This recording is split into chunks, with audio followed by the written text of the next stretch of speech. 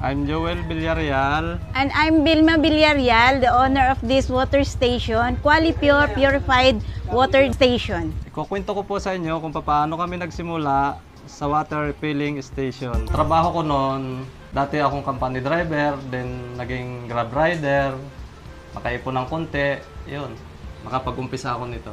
Ano lang, magtinda-tinda ng mga damit, kung ano, nag-Avon, ganun lang din, konting-konting mga sideline. Actually, matagal ko ng pangarap to eh. Sabi ko, pag magbe-business ako, mas gusto ko talaga to. Kasi, una-una, number one, kailangan ng mga tao.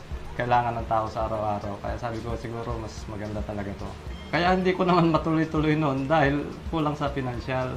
Kadalasan, kapitbahay, number one yan. Sila yung mga malalapit. Para sa akin is kahit saan siguro. Basta masipag kang maghikayat sa customer. Pag maghuhugas po tayo, una-una tanggalin natin yung takip. Then tanggalin yung silyo para mapalitan. Paano ba kayo aralin to? Hindi naman, madali lang. Kasi parang sa bahay lang din tayo na naghuhugas. Yung paglilinis naman, talagang ginagawa natin. Kaya mabilis lang. Kailangan malinis para hindi magtampo yung customer natin. Bumabalik-balik sa atin dahil sa ganito. Gano'n na po kayo katagal nagpapatakbo ng water station? 11 months na, no? Bali, 11 months na ngayon. Magwa 1 year na. Ito po ba ay full-time na namin na ito mag-asawa? Oo, full-time na siya kasi ito na yung hanap buhay namin. Sa ano naman, sa linis naman, tsaka sa lasa, wala naman silang nireklamo na. Number one talaga at nating pag-aralan.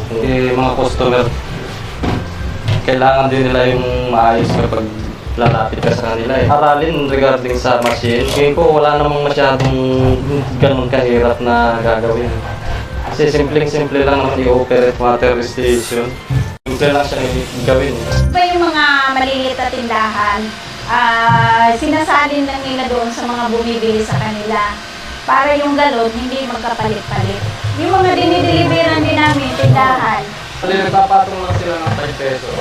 Ganun ang style ng mga tindahan dito, kaya yung mga dinideliveran namin. Kaya pera namin 15 galon, 10. Sa ngayon, nasa 5 to 6,000 a day. Maliit lang naman ang expenses namin kasi kami-kami lang, so pagkain lang yun.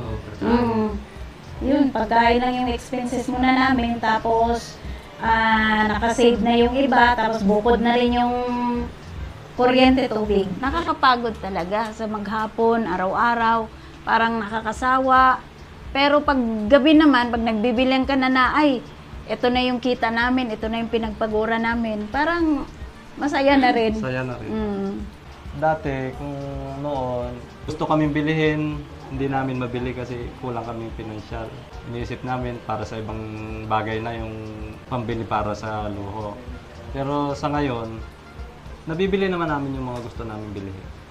Pag may business ka, pag talagang masipag ka, kahit i-google mo lahat ng oras mo dito, kikita ka ng malaki.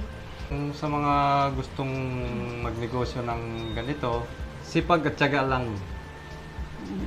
Kikita kayo. Hindi kayo malulugi.